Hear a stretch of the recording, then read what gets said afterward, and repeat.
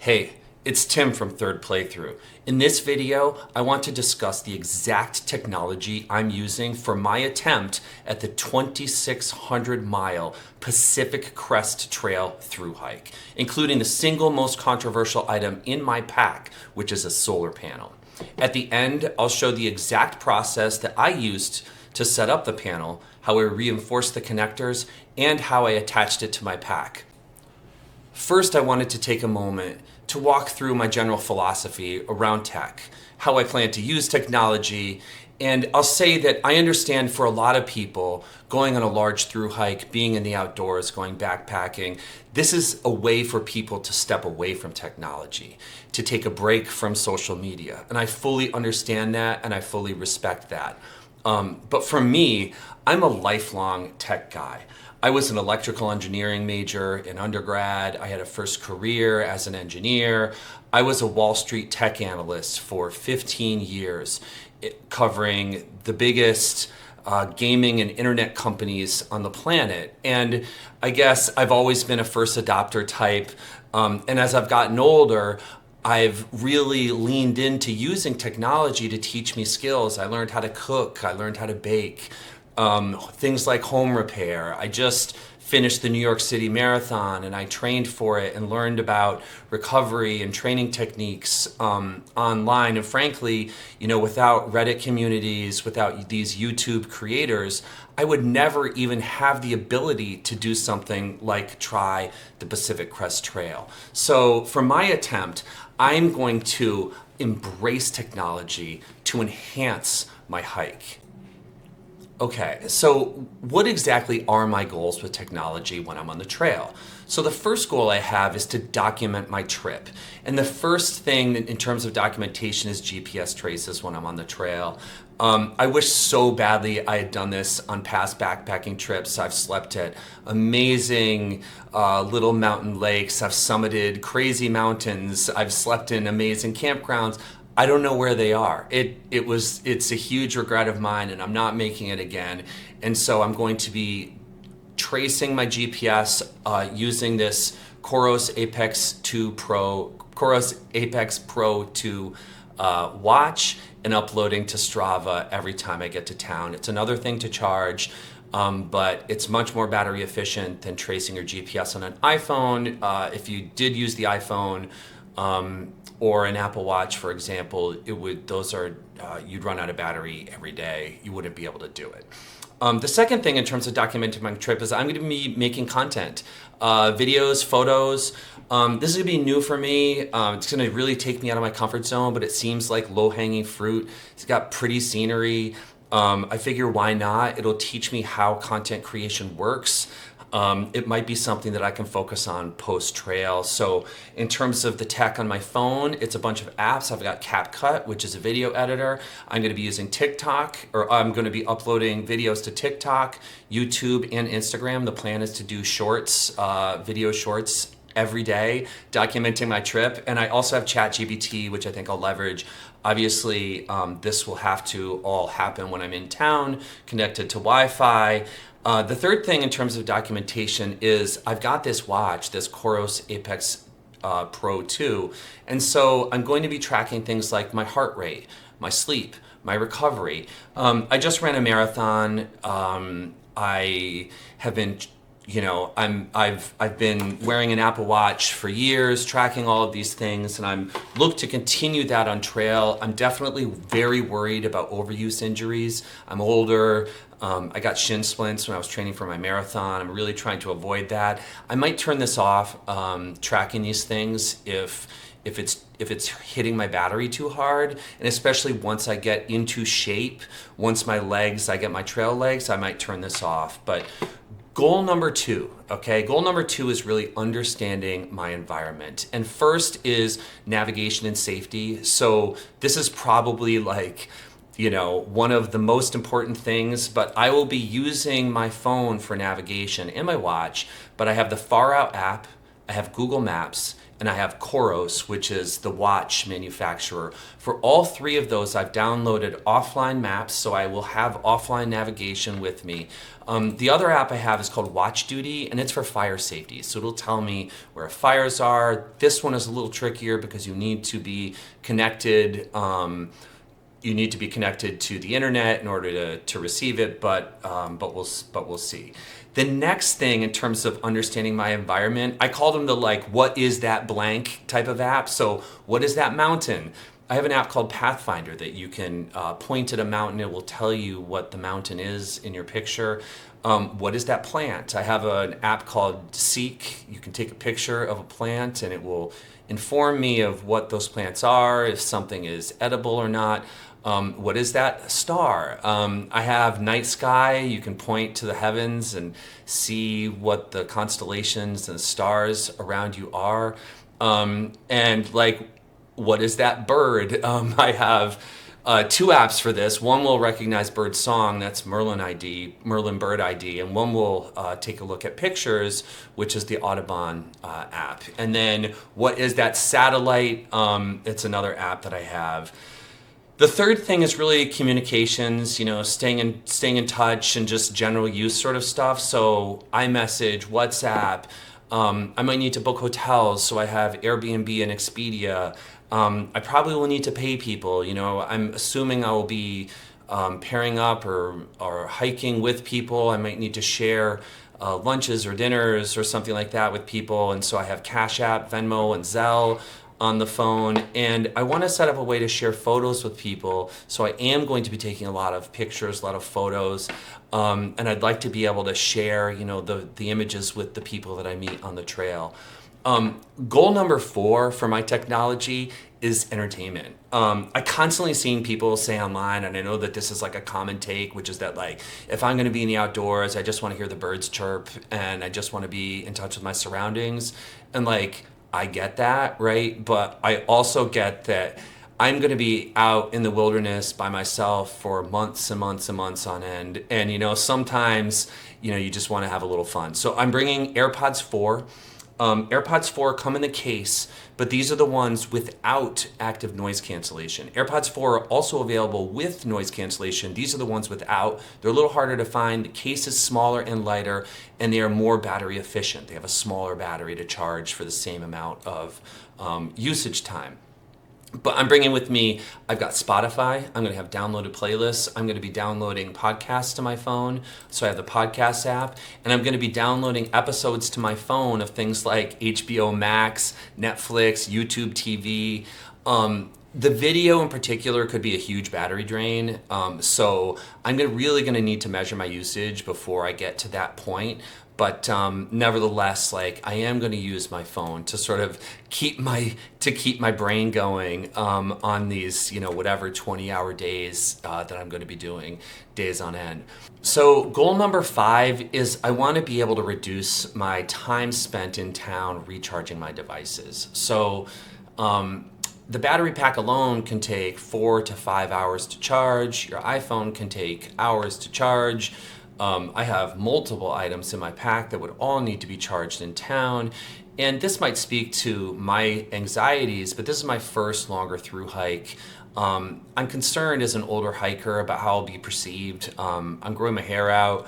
I know I'm going to smell bad. I'm going to probably look bad. And I'm just concerned with the optics of having to walk into a coffee shop or a restaurant and be like the guy that's bumming outlets or needs to sit on the ground next to an outlet for hours at a gas station or something like that.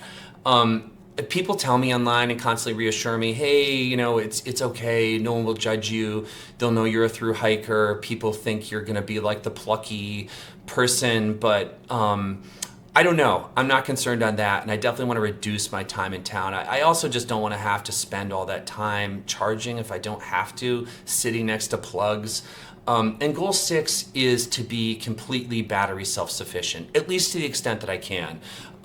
I'm at the point, where tech is so embedded in our lives, right? Like I will be relying on my phone. I will be relying on my devices for navigation, for communication, for safety.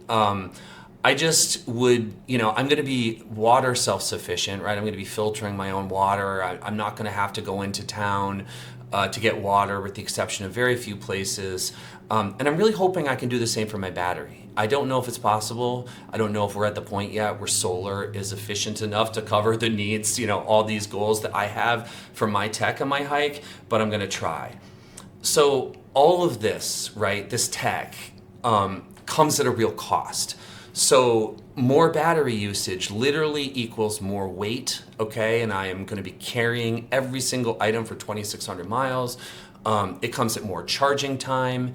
It comes at more cords, more complexity, more adapters, more stuff to break. And, even just the idea that I'm going to spend an hour each day maybe creating a video, that's less time for hiking. It's less time to chill out. In a hiking environment, you're going to be doing chores and packing your tent and filtering water and just absolute dealing with exhaustion. It's literally going to eat into my time for sleep, having this tech. So, and also like running out of battery could be dangerous.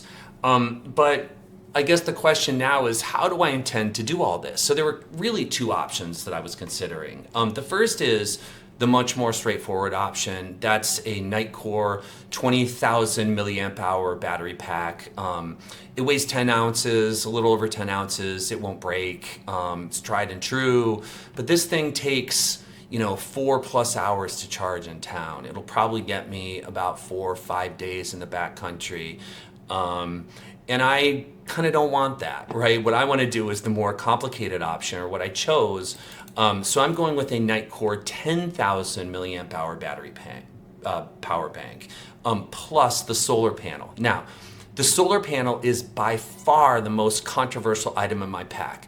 I posted my lighter pack in the description, by the way, down below of this video. And I think that, the deal with solar panel on the PCT is that many have tried and many have failed. It's finicky, it's breakable, you're gonna have cords sticking out of your pack, but it weighs, the total package, when I look at the solar panel plus the battery compared with just the larger battery, the solar panel and the battery weighs a little bit less.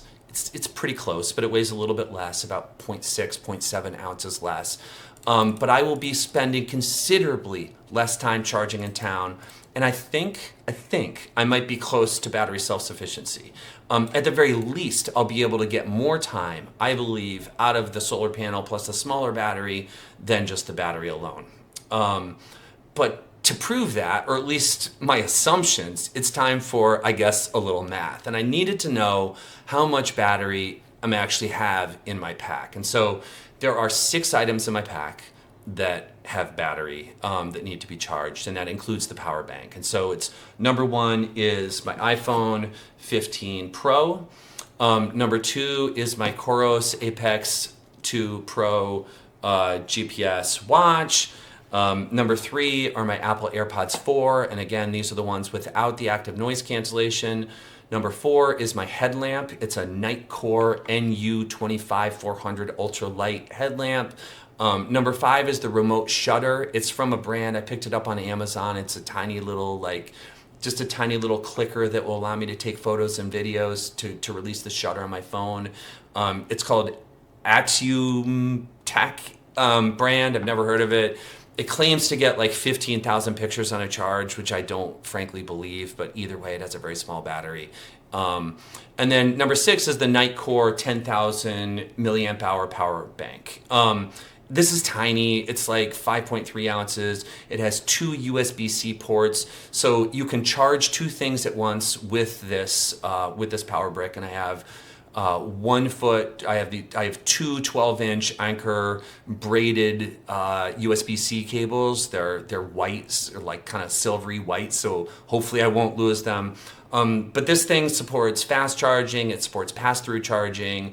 And when you total up all the batteries in my pack, I have about 4,000, or have, I guess, exactly 4,425 milliamp hours of battery. So the question is now is, okay, well, if that's my total battery charge, how much of this battery am I going to use on a daily basis? And it's tricky, right? This can be highly variable. Obviously, every day will be different. And as I said, depending on if I'm going to be doing videos, if I'm doing sleep tracking, how long I'm on my phone, etc., you can use a lot more battery some days versus others. But these are the assumptions that I made, okay? Assuming I completely drain my battery to zero every day. I'm assuming that I get 2 days, about 2+ days between each charge of my Coros watch. Assuming about 5 hours of daily AirPods use, 4 hours on my headlamp, and taking about 100 pictures with the remote starter. These are probably very unrealistic battery needs. I'm probably not going to use my phone, down to zero every day. I'm probably not going to spend 5 hours daily on my headphones. I'm probably not going to be 4 hours on my headlamp. Probably won't take 100 pictures, but the point is, I think you get it. We're trying to plan for the worst, and I guess my math, at least according to those assumptions, that gets me to about 3,500 milliamp hours per day of battery usage. And by the way, one thing, when you do look at this table, one thing really stands out is that the iPhone is by far and away the biggest battery drain. It's by far the biggest variable. If you go to 50% or 100%, it makes an enormous difference on your overall battery usage, where I could burn my Coros watch dry every single day. I could burn my headlamp dry every single day, and it's not going to make really much of a dent to my overall battery needs. So just assuming there's inefficiencies with batteries, right? So I have a 10,000 milliamp hour battery pack. I'm going to be using 3,500 milliamp hours a day of battery. I'm probably going to get around 2 to 3 days in the backcountry if I just used the 10,000 milliamp hour battery pack from Nitecore. But for me, that's not enough. I wouldn't feel safe. That doesn't get me, to the next town, and I really want more. So I want more battery. And so what this does is this brings us to the solar panel. So in order to extend my battery life, right, I want to go past that 2 to 3 days that the battery pack alone will get me. I'm going to test a solar panel on the Pacific Crest Trail. And the one that I bought, it's called Luxada solar panel. It's a 10-watt solar panel. In reality, what people say is it delivers 5 watts of power. So 5 watts is it's I don't know, slow charging. It's the original iPhone, that little tiny square white battery pack that you would plug in. It's 1 inch by 1 inch or something. And it's going to be that trickle charge. But the solar panel, it weighs about 3.3 ounces. It cost me $23 on Amazon. There's 2 of them. One of them is an all black version, which I didn't get.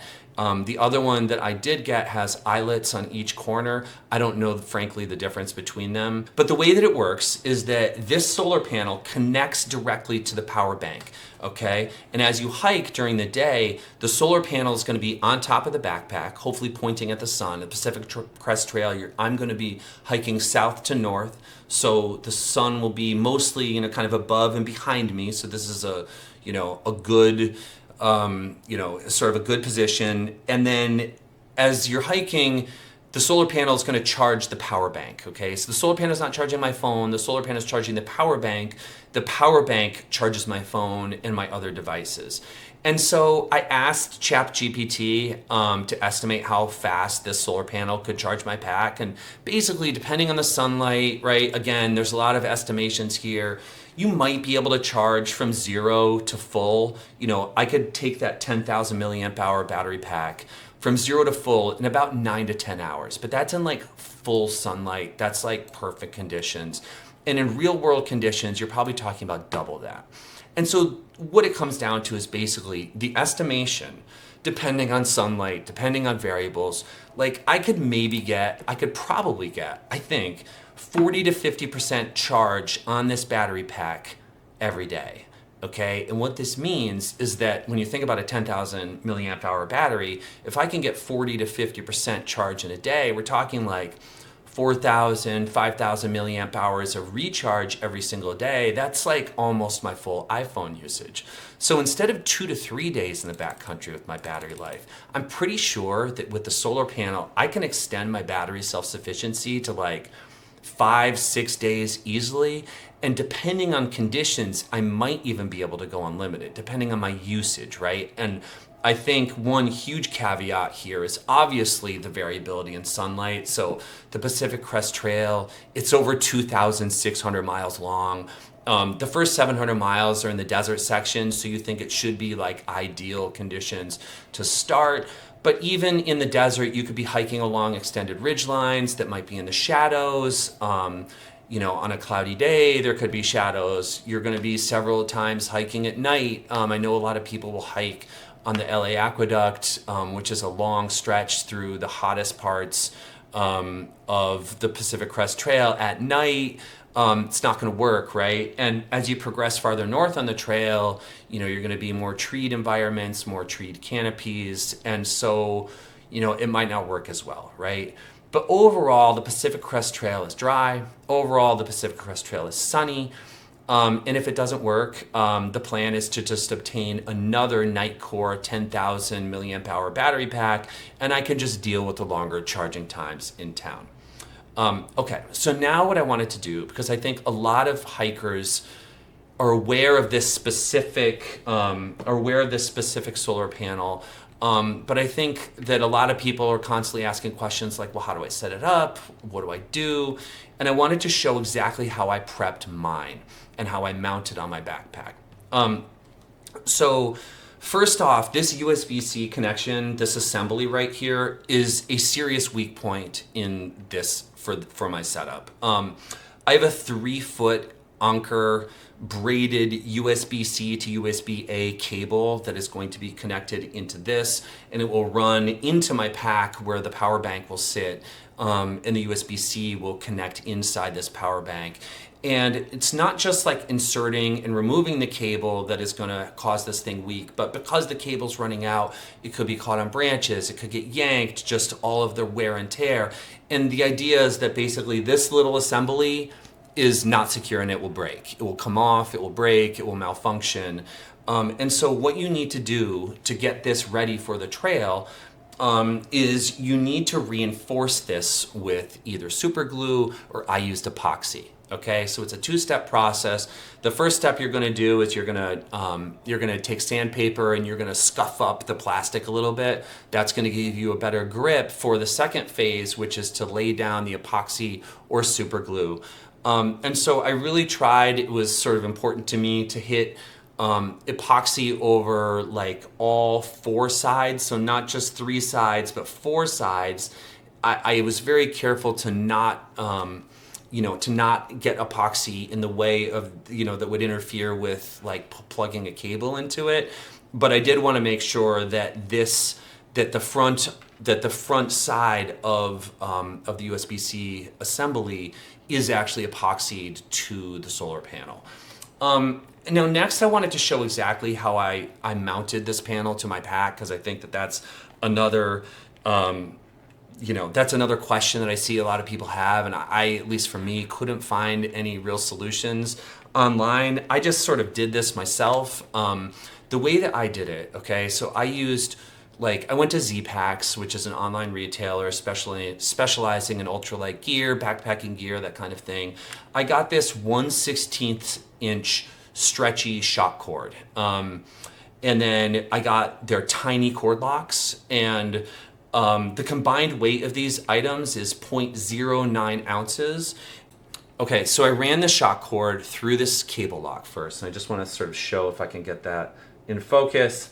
And the cable lock, I basically just keep it at the end, and what that does is it just, it keeps the shock cord in there. Then what I did is I strung the cord right through all of the other eyelets, so you can see I go from here.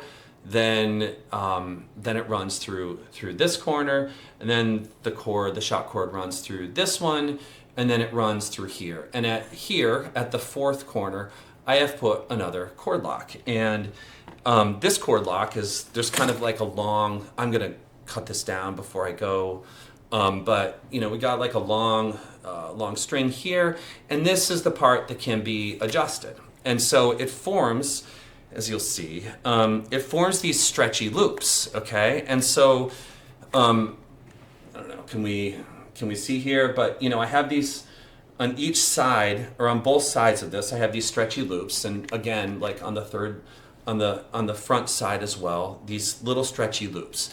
And the power bank is going to be inside, right? The anchor cable is going to come out of the pack. And these loops, these stretchy loops, are going to be secured by the closure points on my pack. Okay, now I have an ULA Equipment Ultra backpack. This is a pretty common pack that a lot of people use on the PCT. I'm sure there's another solution that could work for you, but this is just what I came up with. The way that this works is it's going to allow the solar panel to be repositioned pretty easy. So depending on the stretchy, whatever, you can kind of tilt it forward, tilt it back, side to side. And it allows also, because it's stretchy, because I have a little extra string at the end, it allows me to have a taller pack, a shorter pack. The sort of the head of my pack can get bigger and smaller with more food, more water, less water. And it will sit, hopefully the solar panel will be positioned fine the whole time. All right, so that is the technology that I'm going to be taking with me on the Pacific Crest Trail, including that solar panel. So what do you think? You think the solar panel is going to break? Will it last the entire trip, or am I going to ditch that solar panel in the first hiker box you see? Is it going to drive me absolutely crazy having to move it and reposition it every single time I open my pack? Are the naysayers right? I'd love to hear your thoughts. Please comment below on your thoughts and experiences using solar panel. And by the way, I have a detailed, absolutely exhaustive list of every single item and every single piece of gear that I'm taking with me on the Pacific Crest Trail. I did include a link to my lighter pack in this video description. In that lighter pack, there are links to every single item, every single piece of gear, and where they can be purchased. Some of those links are affiliate links with Amazon. If you do click those, this channel will get a small kickback, which would really help defer some costs around this journey for me. If you found this video helpful, please consider liking or subscribing. I'm a new creator. I'm going to be documenting my Pacific Crest Trail through hike attempt, and I really appreciate your support.